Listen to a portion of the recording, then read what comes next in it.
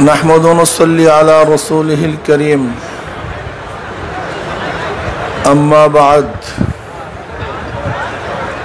फ़अऊज़ु बिल्लाहि मिनश शैतानिर रजीम बिस्मिल्लाहिर रहमानिर रहीम या अय्युहल्लज़ीना आमनू सल्लु अलैहि व सल्लिमू तस्लीमा सबाई दुरूद शरीफ अल्लाहुम्मा सल्लि अला सय्यिदिना व नबिय्यिना व शफीअना व हबीबना मौलाना मुहम्मद सल्लल्लाहु अलैहि व अला आलिहि व अस्हाबिहि व बारक व सल्लम अल्लाहुम्मा सल्लि अला सय्यिदिना व नबिय्यिना व शफीअना व हबीबना मौलाना मुहम्मद सल्लल्लाहु अलैहि व अला आलिहि व अस्हाबिहि व बारक व सल्लम अल्लाह अऊज़ु बिल्लाहि मिनश शैतानिर रजीम बिस्मिल्लाहिर रहमानिर रहीम अलिफ लाम मीम ज़ालिकल किताबु ला रैब फ़ीहि हुदल लिल मुत्तक़ीन सदक़ल्लाहु मौलाना अज़ीम व सदक़ रसूलुन नबियुल करीम। अल्लाह पाक रब्बुल आलमीन दरबारे लाख शुक्रिया যে আল্লাহ পাক রব্বুল আলামিন আপনাকে আমাকে এখন পর্যন্ত হায়াতে রেখে জুমার নামাজ আদার উদ্দেশ্যে আসার এবং নামাজের কাতারে বসার তৌফিক আল্লাহ পাক দান করছেন, এর জন্য শুকরিয়া তান সবাই বলে আলহামদুলিল্লাহ। এই মুহূর্তে কত মানুষ দুনিয়ার থেকে বিদায় হয়ে গেছে, আবার কত মানুষ জিন্দা আছে অসুস্থ, জামাতে আসার তৌফিক হয় নাই, বরং তারা খুব আফসোস করতেছে নামাজে আসার জন্য। আল্লাহ পাক রব্বুল আলামিন আপনাকে সুস্থও রেখেছেন, আবার কত মানুষ তো নামাজই পড়ে না। আল্লাহ পাক রব্বুল আলামিন আপনাকে আমাকে নামাজ পড়ার তৌফিক দান করছেন, আবার আজকে এই মুহূর্তে এত বড় জামাত অন্য কোথাও আছে কিনা আমার জানা নাই। আল্লাহ পাক রব্বুল আলামিন এত বড় জামাতের সাথে নামাজ আদায়ের উদ্দেশ্যে সেই জামাতে হাজির হওয়ার তৌফিক দান করছেন। এই সমস্ত নিয়ামতের শুকরিয়া কিয়ামত পর্যন্ত আদায় করলে শেষ করা যাবে না, কাজে শুকরিয়া দান সবাই বলে আলহামদুলিল্লাহ। লা ইন শাকারতুম লাযীদান্নাকুম ওয়া লা ইন কাফারতুম ইন আযাবি লাশাদীদ। যদি আমরা মাওলা পাকের নিয়ামতের শুকরিয়া আদায় করতে পারি, আল্লাহ পাক রব্বুল আলামিন আমাদেরকে নিয়ামত আরো বাড়ায়া দিবেন। আর যদি আমরা নিয়ামতের শুকরিয়া আদায় করতে না পারি, আল্লাহ পাক তো নিয়ামত দিবেনই না, বরং কঠিন আযাবের মধ্যে নিক্ষেপ করবেন। আর সবচেয়ে বড় নিয়ামত হলো ইবাদত করার তৌফিক মিলা, হেদায়েত পাওয়া। এই হেদায়েতের চেয়ে বড় নিয়ামত আর কিছুই নাই। সবচেয়ে বড় নিয়ামত কি ভাই? এর চেয়ে বড় নিয়ামত নেই। যত নিয়ামত আছে এর মধ্যে সবচেয়ে বড় নিয়ামত হল হেদায়েত। আল্লাহ পাক রব্বুল আলামিন যাকে হেদায়েত দান করছেন সে সব কিছু পাইছে, আর যাকে আল্লাহ পাক রব্বুল আলামিন হেদায়েত দান করেন নাই, সে যদি গোটা দুনিয়ার মধ্যে বড় ধনী হয়, গোটা দুনিয়ার সবচেয়ে বড় শক্তিশালী প্রেসিডেন্ট হয়, সবচেয়ে জ্ঞানী হয়, সবচেয়ে আকর্ষণীয় হয়, সব দিক থেকে যোগ্য হয়, কিন্তু হেদায়েত পায় নাই, তার চেয়ে কপাল পোড়া মাহরুম আর কেউ নেই। সে সবচেয়ে বড় মাহরুম, সবচেয়ে বড় কপাল পোড়া। কিন্তু আল্লাহ পাক রব্বুল আলামিন যাকে দুনিয়াতে কিছু দেয় নাই, এক টাকারও মালিক না, 1 শতক জমিরও মালিক না, না তার আলোচনা কোথাও হয়, না তার জন্য কোনো বড় লোকদের দরজা ওপেন হয়, না কোনো বড় লোকদের মেয়ের জন্য তাকে প্রস্তাব দেওয়া হয়, নাকি ভদ্র বিশিষ্ট কোনো মাজলিসে তাকে ডাকা হয়। বড় লোকদের যদি দস্তারখানে তাকে জায়গাও না দেওয়া হয়, যেখানে অনেক নামি দামি লোক বসা আছে, সেখানে যদি তাকে ঢোকার চান্সও না দেওয়া হয়, এক কথায় তাকে কেউ চিনে না, জানে না, সম্মান ইজ্জত কিছুই করে না, না টাকার মালিক, না জমির মালিক, না এলেমের মালিক, না বংশের মালিক, কিছুই নাই, কিন্তু আল্লাহ পাক রব্বুল আলামিন তাকে হেদায়েতের নেয়ামত দান করছেন। যদিও দুনিয়াতে তার কিছু নাই, আসলে তার চেয়ে ধনীও কেউ নাই।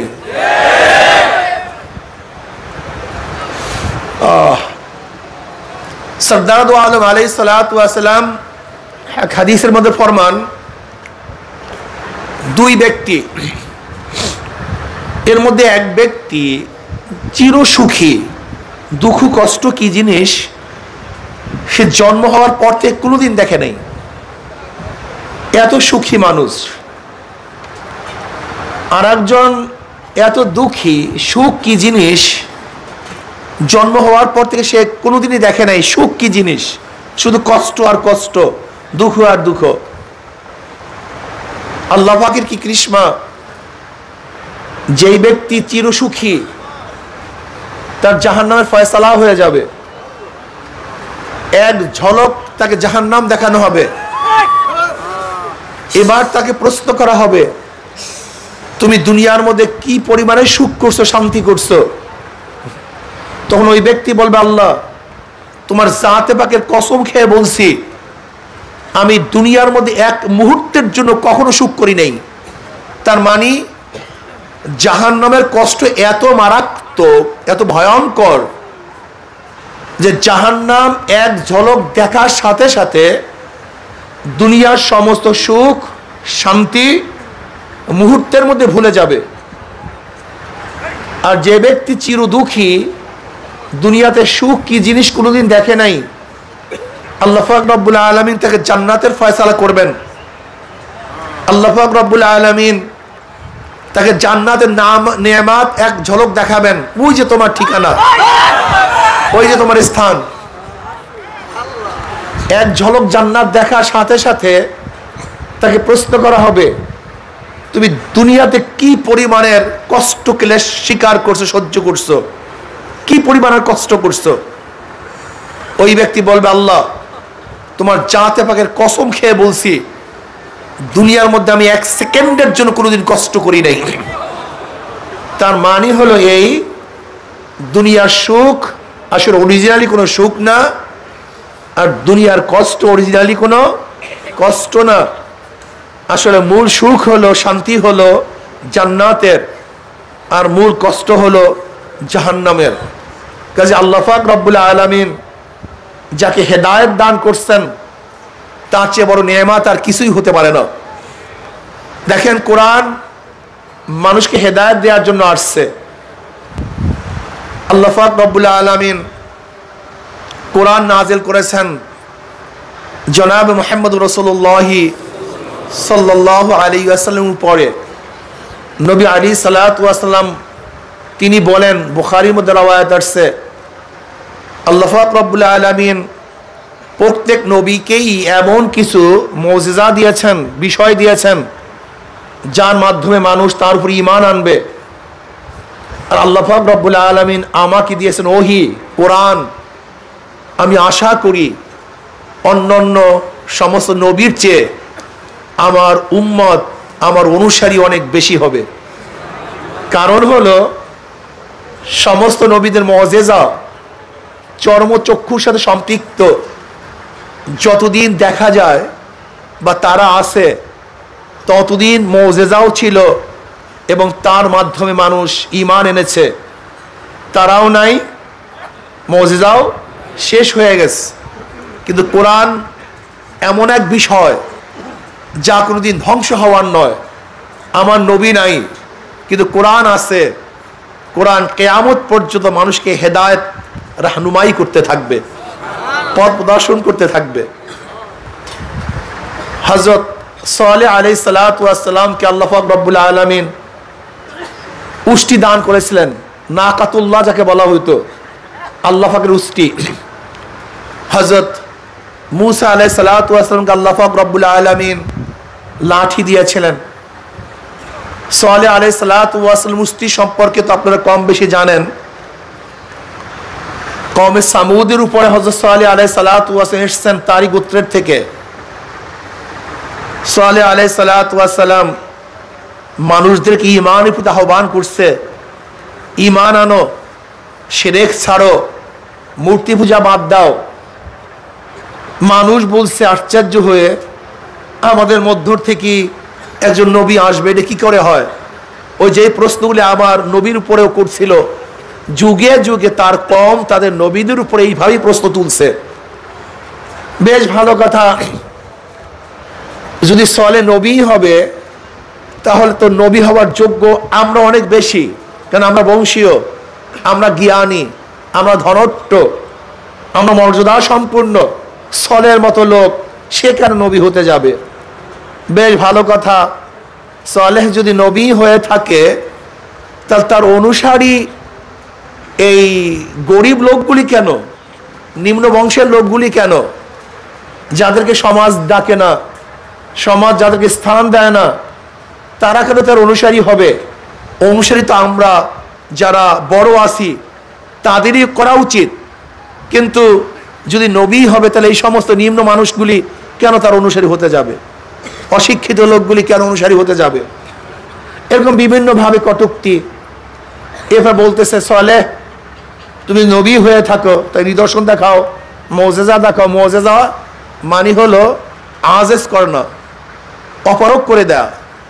মুজিজা এমন এক জিনিস যার থেকে এটা প্রকাশিত হয়, আল্লাহর তরফ থেকে এটা প্রকাশিত হয় কার মাধ্যমে, এইটা অন্য সবাইকে অপরক করে দেয়। এর সমতুল্য আর কেউ হতে পারে না। কারামত, ওলিদের কারামত এবং নবীদের মুজিজা। তো বলে কোন একটা নিদর্শন দেখাও, মুজিজা দেখাও, যার মাধ্যমে আমরা তোমাকে বিশ্বাস করতে পারি যে তুমি নবী। হযরত সালেহ আলাইহিস সালাতু ওয়াস সালাম বললেন কি দেখতে চাও, কি ধরনের মুজিজা তুমি চাও দেখতে চাও? যদি আমি আমার মতো করি তাহলে তোমরা বিশ্বাস নাও করতে পারো। তোমরা কোন ধরনের মুজিজা দেখতে চাও? ওই যে আমাদের সামনে পাহাড় আছে বা এই যে নির্মাণকৃত স্থাপনার মধ্যে যে পাথর আছে, সেই পাথরের মধ্য থেকে উষ্টি বের করে নিয়ে আসো।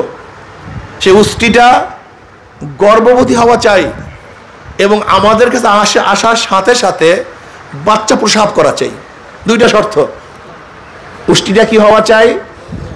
গর্ভবতী হওয়া চাই এবং আমাদের কাছে আসার পরপরই বাচ্চা প্রসব করা চাই এবং এই পাথরের মধ্য থেকে সেটা বের হওয়া চাই। সালেহ আলাইহিস সালাতু ওয়াস সালাম আল্লাহর কাছে দোয়া করলেন, কেন মুজিজা তো এমন এক জিনিস যা সবাইকে অপরক করে দিবে। যদি এটা স্বাভাবিকই হয় তো সেটা মুজিজা হয় না, কারামত হয় না। কি কথা ঠিক না? হযরত সালেহ আলাইহিস সালাতু ওয়াস সালাম আল্লাহর কাছে দোয়া করলেন, আল্লাহ পাক রব্বুল আলামিন সেই পাথরের মধ্য থেকে একটা উষ্টি বের করে দিলেন, যে উষ্টিটা গর্ভবতী ছিল এবং কওমের কাছে আসার সাথে সাথেই বাচ্চা প্রসব করছে। এর জন্য সেই উষ্টির নাম হল নাকাতুল্লাহ, আল্লাহ পাকের উষ্টি। এবার আল্লাহ পাক রব্বুল আলামিন বললেন একে সম্মান করো, ইজ্জত করো। এর জন্য নির্দিষ্ট একটা দিন রাখো, যেই দিনে এই উষ্টি এবং উষ্টির বাচ্চাই পানি পান করবে এবং তোমরা সেই দিন তার দুধ পান করে সে উপকৃত হবা। আর ভিন্ন দিন তোমাদের কওম এবং তোমাদের জানোয়াররা পানি পান করবে। সময় ভাগ করে নাও, বন্টন করে নাও। খবরদার এই উষ্টিকে কেউ কষ্ট দিও না, কেউ কষ্ট দিও না। যেহেতু তারাই তার কাছে দাবি করেছিল কোন এক নিদর্শনের, তখন সালেহ আলাইহিস সালাতু ওয়াস সালাম প্রশ্ন করেছেন যদি মুজিজা দেখাই তাহলে কি হবে? ঈমান আনবো। কিন্তু এই জালেমরা, যাদেরকে আল্লাহ পাক রব্বুল আলামিন মাহরুম করে দিয়েছেন, তারা এই বাস্তব নিদর্শন দেখার পরেও ঈমান আনে নাই। যেহেতু ঈমান আনে নাই, তাদের ওয়াদা সত্ত্বেও তখন তাদের চেহারা বিবর্ণ হওয়া শুরু করেছে। প্রথম দিনই, পরের দিনই চেহারা বিবর্ণ হওয়া শুরু করেছে। কিন্তু তাদের এক দলপতি এই মুজিজা দেখার সাথে সাথে ঈমান এনেছে, কিন্তু অধিকাংশ লোক ঈমান আনে নাই। এখন যেহেতু উষ্টির জন্য নির্দিষ্ট একটা দিন এবং কম এবং অন্যান্য জানোয়ারের জন্য নির্দিষ্ট একটা দিন, এখন ওই সমস্ত জালেমরা, মুশরিকরা, বেঈমানরা একে অপরের সাথে আলোচনা শুরু করছে, এটা কেমন হলো যে আমরা আগে সব সময় পানি পান করতে পারতাম, জানোয়ারগুলিকে পানি পান করাতাম, আর এখন এই উটের জন্য নির্দিষ্ট একটা সময় থাকবে, তখন আমরা পানি পান করতে পারবো না। এটা কেমন হলো? এটা কি ঠিক? এটা উচিত? শুরু হয়ে গেছে। সবর ইখতিয়ার করতে পারে নাই, ধৈর্য ধারণ করতে পারে নাই। এখন তাদের মধ্যে আস্তে আস্তে এই দাওয়াত, উটের উষ্টির বিরুদ্ধে, নবীর বিরুদ্ধে এই দাওয়াত তারা নিজেদের মধ্যে নিজেরা শুরু করছে। কিন্তু কেউ উটকে হত্যা করবে এই সাহস পাইতেছিল না। কিন্তু কওমের এক সুন্দরী মেয়েকে একজনের কাছে উপস্থিত করা হয়েছে, আর একজনের কাছে আর এক সুন্দরী মেয়েকে উপস্থিত করা হয়েছে। তোমরা যদি উষ্টিকে হত্যা করতে পারো তাহলে এই সুন্দরী মেয়ে তোমাদের স্ত্রী হবে। বুঝেন তো যে ধোকার জন্য সব সময় এই মেয়েদেরকে ব্যবহার করা হয়। ধোকার জন্য এই মেয়েদের কি ব্যবহার করা হয়? হযরত ইব্রাহিম আলাইহিস সালাতু ওয়াস সালামকে আগুনে ফেলাবার জন্য এই মেয়েদের কি ব্যবহার করা হয়েছিল? সালেহ আলাইহিস সালাতু ওয়াস সালাম উষ্টিকে হত্যা করার জন্য লোভ হিসাবে এই সুন্দরী মেয়েদেরকে পেশ করা হয়েছিল। যখন এই সুন্দরী মেয়েকে পেশ করা হয়েছিল, ওই জালেমের আর আকলের মধ্যে বুদ্ধি জ্ঞান ছিল না, সব পর্দাপ হয়ে গেছে বিবেকের মধ্যে। তখন সে প্রস্তুতি নিছে উষ্টিকে হত্যা করবে। সে বলছে যে যখন উষ্টি এইদিকে আসবে আমি তার উপর আক্রমণ করব এবং তোমরা আমার সহযোগিতা করবা। ওই জালেম এক জায়গায় বসা ছিল, উষ্টি যখন হাঁটতেছিল তখন উষ্টির উপর আঘাত করছে এবং অপরপর সবাই সাহায্য করে উষ্টিকে হত্যা করছে এবং তার বাচ্চা চিল্লাইতে চিল্লাইতে পাহাড়ে চলে গেছে এবং গায়েব হয়ে গেছে, আর কোনোদিন আসে নাই।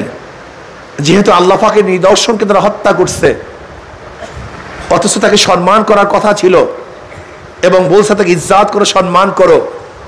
তোমরাই তো চেয়েছিলা কোনো একটা মুজিজার এবং তোমাদেরই কথা অনুযায়ী উষ্টি দেওয়া হয়েছে, এরপর তাকে সম্মান করতে পারো নাই। এরপরে আল্লাহ পাক রব্বুল আলামিন তাদেরকে এক আওয়াজের মাধ্যমে ঠান্ডা করে দিয়েছে, গোটা জাতি ধ্বংস করছে। যাই হোক, এরকম প্রত্যেক নবীকে আল্লাহ পাক রব্বুল আলামিন স্বতন্ত্রভাবে মুজিজা দান করেন, যার মাধ্যমে মানুষ ঈমান আনে, হেদায়েত প্রাপ্ত হয়। জনাব মুহাম্মদ রাসূলুল্লাহ সাল্লাল্লাহু আলাইহি ওয়াসাল্লামকে আল্লাহ পাক রব্বুল আলামিন দিয়েছেন কোরআন। কোরআন এক মুজিজা।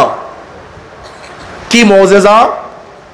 ওই সময় আরবরা অনেক বড়, অনেকই কবি ছিল, সাহিত্যিক ছিল এবং তাদের ভাষার উপরে অনেকেরই অনেক দক্ষতা ছিল এবং জ্ঞানের শেষ পর্যায়ে তারা চলে গেছে আরবির দিক থেকে, সাহিত্যতার দিক থেকে।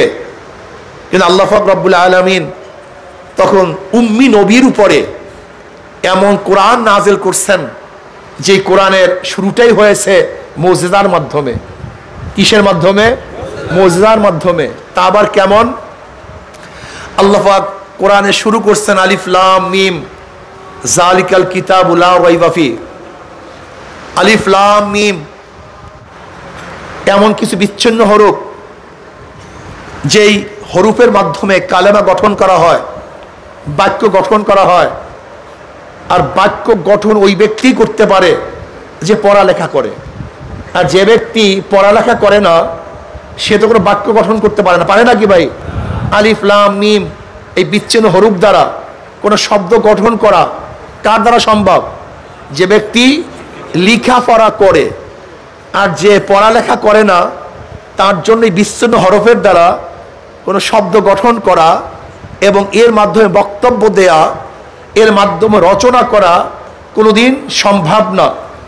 আল্লাহ পাক রব্বুল আলামিন শুরুতেই, ইমাম বাইজাবি রহমতুল্লাহ আলাইহি বলেন, আল্লাহ পাক রব্বুল আলামিন শুরুতেই হরুফ মুকাত্তাআত কিছু বিচ্ছিন্ন হরুফ নাজিল করার মাধ্যমে ইশারা করতে চান, হে গোটা দুনিয়ার মানুষ, তোমরা জানো নবী মুহাম্মদ সে পড়ালেখা করে নাই, কাউর থেকে শিখে নাই, কোনো প্রতিষ্ঠানে ভর্তি হয় নাই, কোনো উস্তাদের দ্বারা শিখে নাই, কিন্তু তার উপরে যেই কোরআন নাজিল হচ্ছে সেগুলি শিক্ষিতদের জন্য।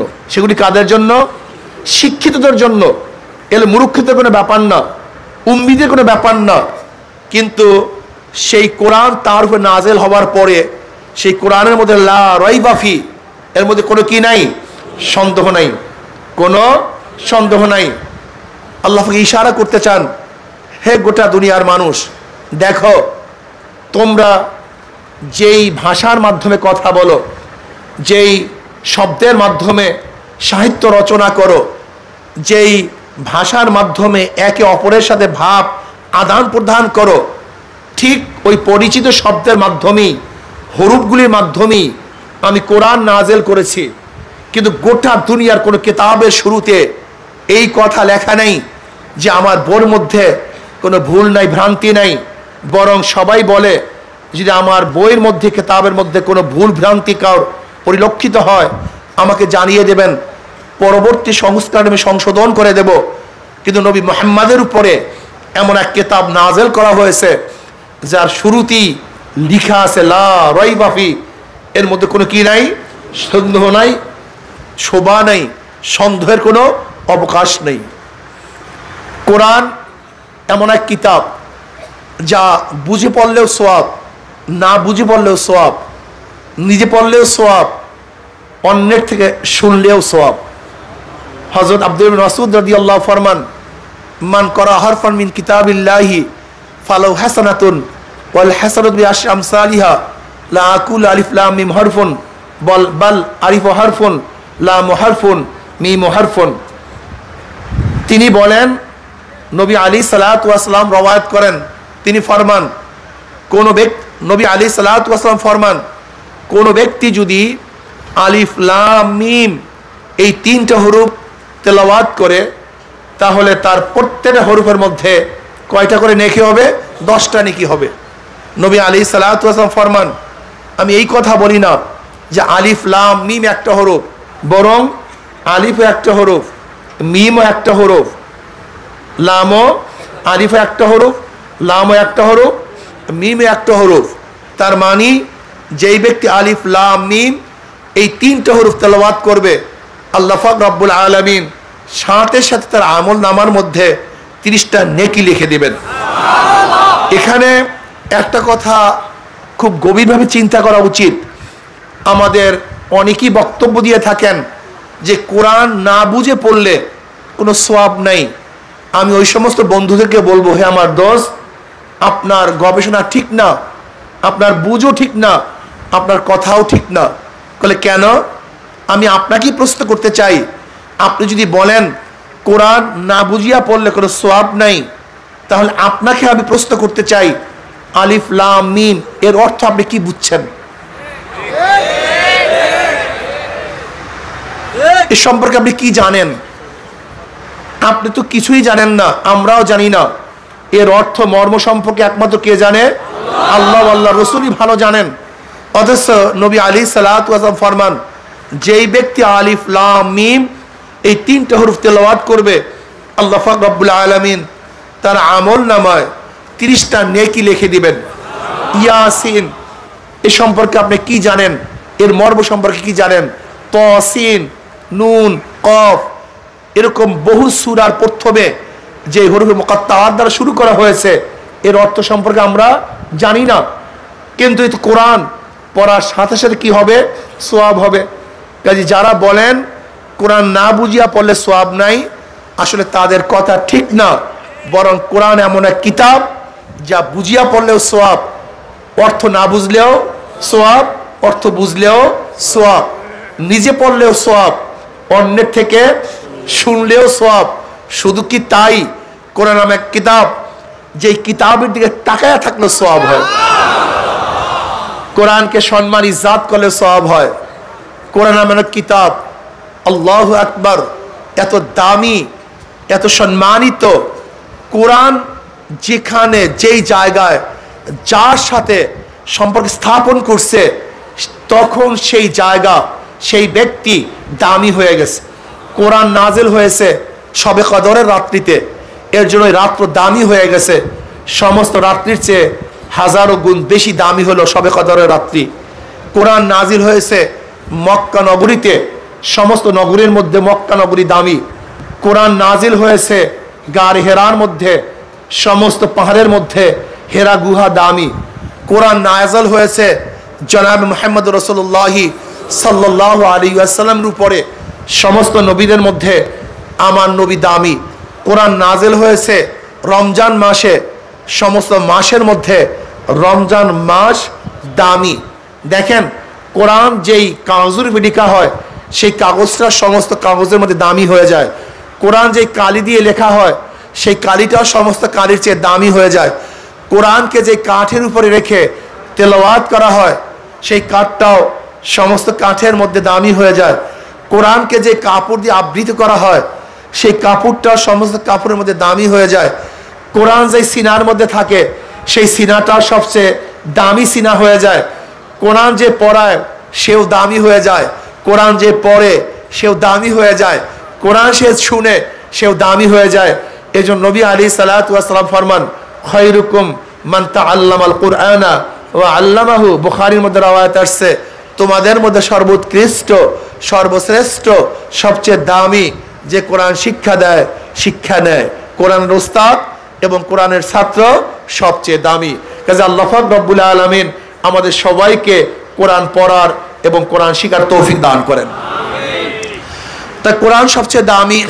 এর জন্য অন্য কিতাবের সাথে কোরআনের সাথে আসলে তুলনা করা ঠিক না। আপনারা যারা বলছেন যে না বুঝিয়া পড়লে সওয়াব নাই, এটা নিচুক আপনাদের আকল, আপনাদের বুদ্ধি। আর আকল এবং জ্ঞান দিয়ে কোরআনকে চিরা ঠিক না।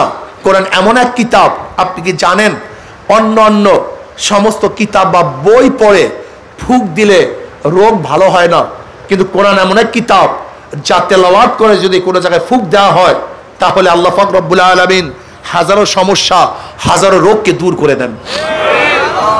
হাদিসের মধ্যে আসছে, সহিহ রাওয়ায়াতের মধ্যে আসছে, জনাব মুহাম্মদ রাসূলুল্লাহ সাল্লাল্লাহু আলাইহি ওয়াসাল্লাম একদল কাফেলা পাঠিয়েছেন উসুল করার জন্য। তারা গেছে, সেখানের গোত্রপতি, যে সমাজপতি, সে কোনো এক বিষাক্ত কিছুর আঘাতে মুমূর্ষু অবস্থায়। এখন তাদেরকে দেখে কওমের লোকজন বলতেছে, তোমাদের মধ্যে এমন কেউ কি আসো যে ঝাড়ফুঁক দিতে পারে? এমন কেউ কি আসো? তা মুসলমানদের যে ব্যক্তি নেতা, সে বলে, হ্যাঁ আমি পারি, ঝাড়ফুঁক দিতে পারি, আমি জানি। ঠিক আছে, দাও। তখন তিনি সূরা ফাতিহা পড়ে তাকে ফুঁক দিছে। ফুঁক দেওয়ার পরে আল্লাহ পাক রব্বুল আলামিন তার রোগকে ভালো করে দিয়েছে। এখন যেহেতু তাদের দলপতি তাকে ঝাড়ার কারণে ভালো হয়ে গেছে, এর জন্য তাদেরকে অনেক উপহার দিয়েছে। এখন তারা চিন্তা করছে, এই ঝাড়ফুঁক দেওয়ার কারণে যে উপহার দিছে, উপঢৌকন দিছে, এটা খাওয়া জায়েজ কি জায়েজ না, সন্দেহের মধ্যে পড়ে গেছে। তারা নিজেরা খেলেন না। মদিনায় জনাব মুহাম্মদ রাসূলুল্লাহি সাল্লাল্লাহু আলাইহি ওয়াসাল্লাম নিয়ে আসছে, বলছে, ইয়া নবী আল্লাহ, এরকম তো ঘটনা তো বুঝলা কিভাবে? বলি, ইয়া নবী আল্লাহ, আমার মনের থেকে আসছে যে আমি সূরা ফাতিহা পড়ে ফুঁক দেই, আমি ফুঁক দেওয়ার পরে তো ভালো হয়ে গেছে, এখন এই হাদিয়া দিছে, এখন আমরা খেতে পারবো কি পারবো না? বলে, হ্যাঁ, তোমরাও খাও, আমাকেও দাও। সুবহানাল্লাহ। এর জন্য সূরা ফাতিহা শেফা, শাফিয়া। সূরা ফাতিহা কেউ যদি ঠিক মতো পড়ে পানির মধ্যে ফুঁক দেয় বা খাওয়ার মধ্যে ফুঁক দেয় এবং ফুঁক দিয়ে খায়, আল্লাহ পাক রব্বুল আলামিন হাজারো হাজারো রোগ আরোগ্য করে দেন, ভালো করে দেন। এর জন্য কার যদি রোগ শোক হয়, আমি অনুরোধ করব যে সূরা ফাতিহা 3 বার হোক, 5 বার হোক, 7 বার হোক, খানার মধ্যে, পানির মধ্যে, কোনো জিনিসের মধ্যে ফুঁক দিয়ে খেতে থাকেন। আশা করা যায় আল্লাহ পাক রব্বুল আলামিন রোগের থেকে আপনাকে শিফা দান করবেন। কাজে কোরআনকে অন্যান্য কিতাবের মতো মনে করলে ঠিক হবে না। লা রাইবা ফি, এই কোরআনের মধ্যে কোনো কি নাই? সন্দেহ নাই, সন্দেহের কোনো অবকাশ নাই। প্রথম থেকে যাহা কিছু আছে সব কিছু সত্য, ভেজাল মুক্ত। হ্যাঁ, যদি কোরআনের মধ্যে কার মধ্যে কোনো সন্দেহ সৃষ্টি হয়, ভুল ধরা পড়ে, তাহলে মনে করতে হবে এই ভুল বা সন্দেহ কোরআনের না, এই ভুল বা সন্দেহ তার এলেম বা জ্ঞানের কমতি। কথাটা বুঝাতে পারি নাই। এই ভুল বা সন্দেহ কেন সৃষ্টি হয়েছে? তার জ্ঞানের কমতির কারণে, তার এলেমের কমের কারণে। আমি কথাটা এইভাবে বলতে চাই, বুঝাতে চাই, যেমন ধরে নেন কোন একটা ছেলে অ্যালজাবরা অঙ্ক এখনো শিখে নাই। অ্যালজাবরা অঙ্ক তো কাটাকাটি, এখানে কাটে সেখানে কাটে, আর বাচ্চারা তো ভাবে যে কোনো অঙ্ক যদি না হয় তাহলে এরকম আড়াআড়িভাবে কাটা দিলেই কি হয়ে যায়? অঙ্ক বাদ। তো অ্যালজাবরা অঙ্ক তো বারবার এখানে কাটতে হয় সেখানে কাটতে হয়। এখন ছেলে তো দেখতেছে অ্যালজাবরা অঙ্ক করতেছে, বারবার কাটতেছে, মানে এটা হয় নাই। কথা ঠিক না? এটা উস্তাদ ভুল করতেছে। এখন ওই বাচ্চা যে এখন পর্যন্ত অ্যালজাবরা অঙ্ক পর্যন্ত যায় নাই, সে উস্তাদের যে ভুল ধরছে, যে উস্তাদ অঙ্কে কেটে অঙ্ক ভুল করছে। আচ্ছা, এই ছেলে যে উস্তাদের ভুল ধরছে, আসলে ভুলটা কি উস্তাদের না ছাত্র ভুল ধরার কারণ তার জ্ঞানের কমতি হওয়ার কারণে, জ্ঞানের স্বল্পতার কারণে, নাকি ভাই অঙ্ক ভুল হওয়ার কারণে? যেহেতু জ্ঞানের স্বল্পতা আছে, জ্ঞান পরিপক্ক না, এর জন্য উস্তাদের অঙ্কের মধ্যে ভুল পরিলক্ষিত হয়েছে।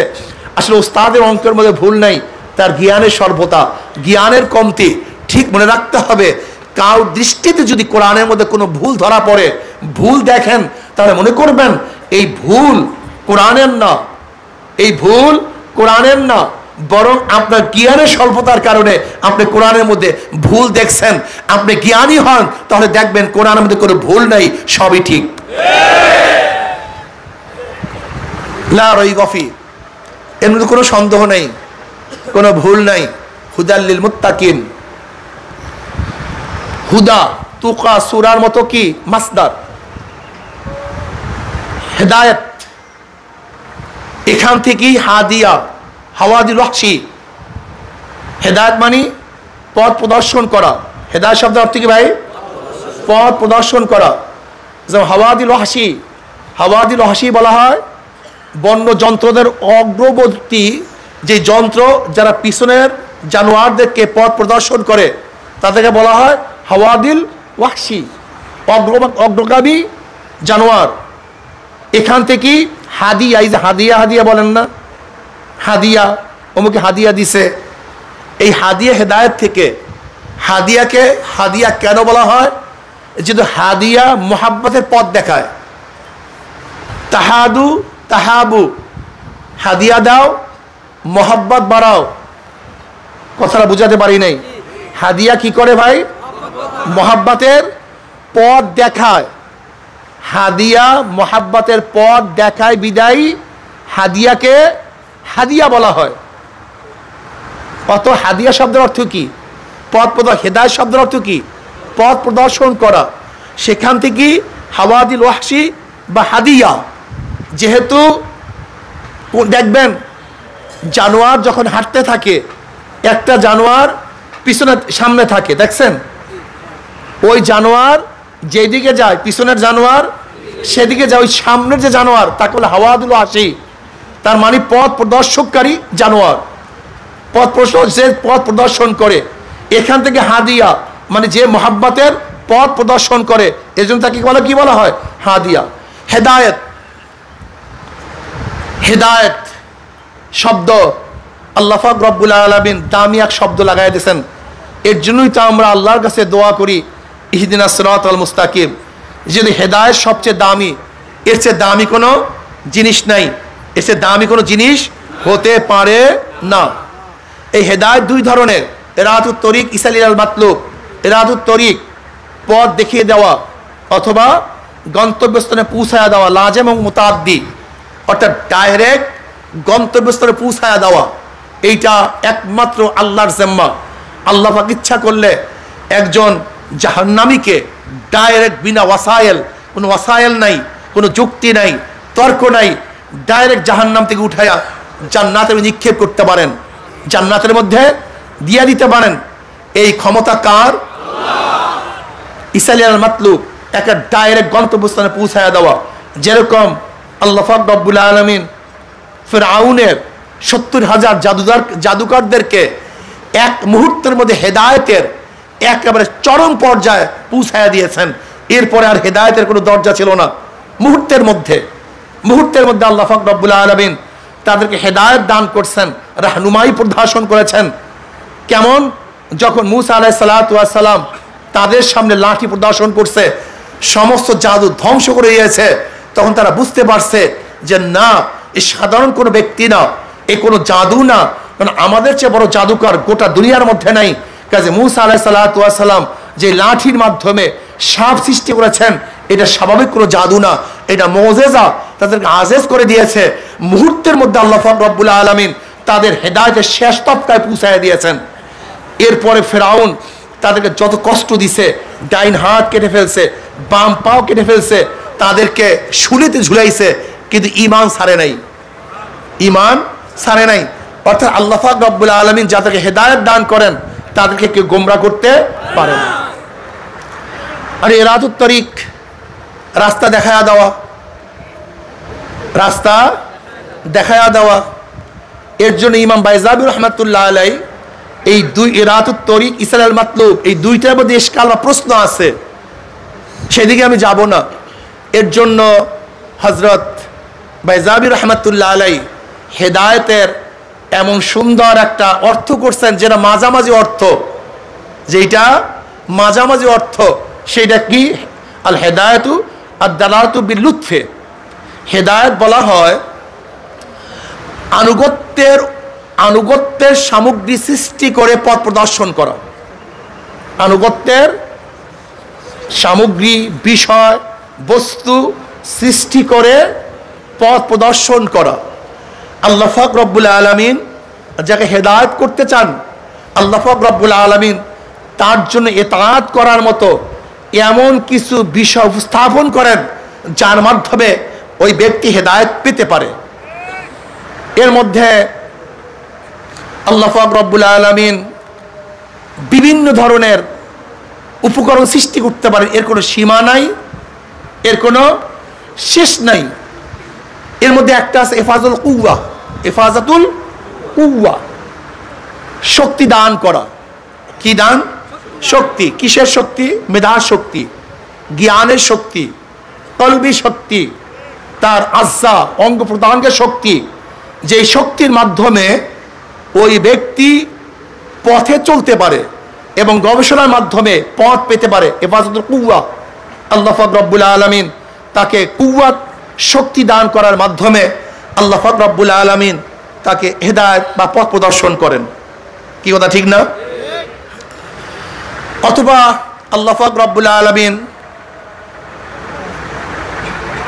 ইরসালুর রসুল, ইনজাল কুতুব, অথবা আল্লাহ পাক রব্বুল আলামিন রসুল প্রেরণের মাধ্যমে এবং কিতাব নাজিল করার মাধ্যমে আল্লাহ পাক রব্বুল আলামিন রাহনুমাই করেন, পথ প্রদর্শন করেন। ঠিক না? আল্লাহ পাক রব্বুল আলামিন রসুলের মাধ্যমে, যে রসুল আসবে, নবী আসবে, তারা মানুষদেরকে পথ প্রদর্শন করবেন, পথ দেখাবেন। আল্লাহ পাক কিতাব নাজিল করবেন, যে কিতাবের মাধ্যমে তারা কি পথ প্রাপ্ত হবে, পথ পাবে। আল্লাহ পাক রব্বুল আলামিন তাদের ব্যাপারে এইভাবে বলেন, ওয়াজআলনাহুম আইম্মাতান ইয়াহদুনা বিআমরিনা, ওয়াজআলনাহুম আইম্মাতান ইয়াহদুনা বিআমরিনা। আমি তাদেরকে ইমাম নিযুক্ত করেছি, তারা মানুষদেরকে আমার আদেশ অনুযায়ী পথ প্রদর্শন করে। ওয়াজআলনাহু আইম্মাতান, ইয়াহদুনা বি আমরিনা, আমি আয়েম্মা ইমাম নিযুক্ত করেছি যারা আমার আদেশ অনুযায়ী, হুকুম অনুযায়ী মানুষদেরকে পথ প্রদর্শন করে। নবীগণ কার হুকুম অনুযায়ী পথ প্রদর্শন করে? আল্লাহ পাকের হুকুম অনুযায়ী পথ প্রদর্শন করে। আল্লাহ পাক রব্বুল আলামিন কালামে পাকের মধ্যে ফরমান, ইন্না হাযাল কুরআনা ইয়াহদি লিল্লাতি হিয়া আকওয়াম, আমি এই কোরআনকে নাজিল করেছি যে এই কোরআন সঠিক পথ প্রদর্শন করে। তাহলে আল্লাহ পাক রব্বুল আলামিন ইরসালুর রাসূল ওয়া ইনজালুল কুতুব, রাসূল প্রেরণের মাধ্যমে এবং কিতাব নাজিল করার মাধ্যমে আল্লাহ পাক রব্বুল আলামিন মানুষদেরকে রাহনুমাই করেন, পথ প্রদর্শন করেন। কি কথা ঠিক না? ইসরা আল্লাহ পাক রব্বুল আলামিন এই 3 নাম্বার না, এটা হলো 2 ইফাজুল কুওয়া, একটা হলো ইফাজুল কুওয়া শক্তির মাধ্যমে, আর ইরসালুর রাসূল ওয়া ইনজালুল কুতুব কিতাব নাজিল করার মাধ্যমে আল্লাহ পাক রব্বুল আলামিন মানুষদেরকে হেদায়েতের পথ প্রদর্শন করেন। আল্লাহ পাক রব্বুল আলামিন আর এক প্রকারে হেদায়েতের প্রদর্শন করেন, আইয়াকশাবা আলা কুলুবিল আসরার ওয়া ইউরিহিমুল আশিয়া কামা হিয়া বিল ওয়াহিয়ে আও বিল ইলহামে আও বিল মানাফাতিস সাদিকাতে। আল্লাহ পাক রব্বুল আলামিন কলবের ভেদকে উন্মোচন করে দেন।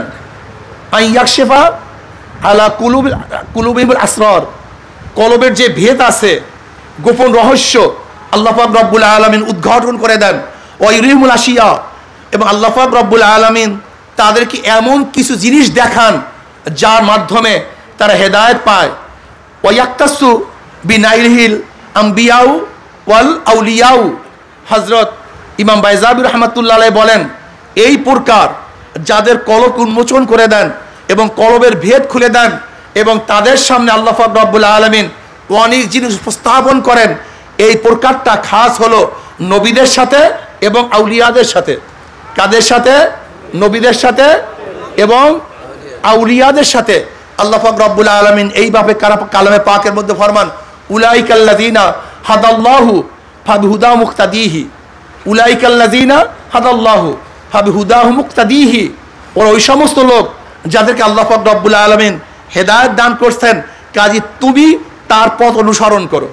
যাদেরকে আল্লাহ পাক রব্বুল আলামিন হেদায়েত দান করছেন, তুমি তাদের পথ অনুসরণ করো। আল্লাযীনা জাহাদু ফিনা লানাহদিয়ান্নাহুম সুবুলানা, আল্লাহ পাক রব্বুল আলামিন কালামে পাকের মধ্যে ফরমান, যারা চেষ্টা করে সাধনা করে আল্লাহ পাক রব্বুল আলামিন তাদেরকে বহুত পথ খুলে দেন। কি কথা ঠিক না? কাজে আল্লাহ পাক রব্বুল আলামিন এই সমস্ত উপকরণের মাধ্যমে মানুষদেরকে রাহনুমাই করেন, হেদায়েতের পথ প্রদর্শন করেন। এখন কেউ যদি বলে যে না, আল্লাহ পাক ডাইরেক্ট হেদায়েত প্রদান করেন, আমি বলবো আসলে আপনাকে বুঝতে হবে যে আল্লাহ পাক রব্বুল আলামিন হেদায়েত তো দান করেন, সেই দানটার পদ্ধতিটা কি প্রক্রিয়া দান করেন? দালালাতু বিল লুৎফে, আনুগত্যের উপকরণ, বিষয় বা বস্তু সৃষ্টি করার ভিত্তিতে আল্লাহ পাক রব্বুল আলামিন রাহনুমাই করেন, পথ প্রদর্শন করেন। তাহলে আমি মনে করি যারা মনে করে যে কারোর কাছে যাওয়ার প্রয়োজন নাই, কাউকে অনুসরণ করার প্রয়োজন নাই, আমি তাদেরকে বলবো আল্লাহ পাক রব্বুল আলামিন এই আয়াত কেন নাযিল করছেন? উলাইকাল্লাযীনা হাদাল্লাহু ফাবিহুদাহু মুক্তাদিহি, ওই সমস্ত লোক যাদেরকে আমি হেদায়েত প্রদান করেছি এবং তুমি তাদের পথ অনুসরণ করো, তুমি তাদের রাস্তা অনুসরণ করো। আল্লাহ পাক কালামে পাকের মধ্যে অন্য জায়গায় বলেন, ওয়াত্তাবে সাবিলা মান আনাবা ইলাইয়া, ওয়াত্তাবে সাবিলা মান আনাবা ইলাইয়া, যারা আমার দিকে ঝুঁকে গেছে তোমরা তাদের পথ অনুসরণ করো, তাদের রাস্তা ধরো। ইত্তাবিউ মাল্লা ইয়াসআলুকুম আজরাউ ওয়া মুহতাদুন, তোমরা অনুসরণ করো, অনুকরণ করো ওই সমস্ত লোকদের যারা হেদায়েতের পরিবর্তে উজরাত গ্রহণ করে না। আল্লাহ পাক কি বলেন? ওয়াকুনু মা'আস সাদিকিন, ইয়া আইয়ুহাল্লাযীনা আমানুত্তাকুল্লাহ ওয়াকুনু মা'আস সাদিকিন, হে মুমিনেরা তোমরা আল্লাহকে ভয় করো এবং সাদিকিনদের সাথিত্ব গ্রহণ করো। কি কথা ঠিক না? কাজে যারা মনে করেন যে হেদায়েত পাওয়ার জন্য কারোর কাছে যাওয়ার প্রয়োজন নাই, আমি বলবো আসলে তুমি ভুল করছো। আল্লাহ পাক নিজেই বলেন অবতাগু ইলাইহিল ওয়াসিলা, তোমরা ওসিলা তালাশ করো। ওসিলার কোনো শেষ নাই, ওসিলার কোনো সীমা নাই, প্রচুর ওসিলা আছে। এখানে আমরা আসছি, এটা হেদায়েতের একটা ওসিলা, এটার উপকরণ। এই যে বয়ান করতেছি, এটা হেদায়েতের একটা উপকরণ। আমরা কিতাব পড়ি, এইটা হেদায়েতের উপকরণ, ওসিলা। কাজে তুমি যদি মনে করো কারোর কাছে যাওয়ার প্রয়োজন নাই, তাহলে আমি মনে করি আসলে তুমি কোরআন বুঝো নাই, তফসির বুঝো নাই, তুমি তফসিরের নামে ভকওয়া বুঝছো, তোমার সমস্যা আছে। ইমাম বাইজাবি রাহমাতুল্লাহ আলাইহির মতো মুফাসসির কি বলতেছেন আর তুমি কি বলতেছো? আসলে হেদায়েতের অর্থই তুমি বুঝো নাই। দেখেন আসলে সময়ও শেষ, বেশি কথা বলার সময়ও নেই। তো এর জন্য আল্লাহ পাক রব্বুল আলামিন আপনাকে আমাকে হেদায়েত দান করেন বিভিন্ন পদ্ধতিতে, বিভিন্ন প্রক্রিয়ায়। আল্লাহ পাক রব্বুল আলামিন এই চরমনার মাধ্যমে আমি দেখেছি এটা উপকরণ, এটাও কি একটা মাধ্যম, কি করে ঠিক না? আর দালালাতু বিল লুৎফ, এইটা হলো হেদায়েতের একটা উপকরণ। কি উপকরণ না? যে ওয়াজ নসিহাতের মাজলিসগুলি করা হয়, যে নসিহাত করা হয়, সেই নসিহাতগুলি কেন করা হয় ভাই? হেদায়েতের জন্য না? তা আল্লাহ পাক রব্বুল আলামিন হেদায়েতের উপকরণের সৃষ্টির মাধ্যমে মানুষদেরকে হেদায়েত করেন। যদি হেদায়েতের উপকরণই না হয় তাহলে মানুষ হেদায়েত পাবে কিভাবে? এর জন্য আমার কাজ কি? আমার কাজটা কি? আল্লাহ পাক বলেন আল্লাযিনা জাহাদু ফিনা, যে আমাকে পাওয়ার জন্য সাধনা করবে, চেষ্টা করবে, এটা হলো আমার দায়িত্ব।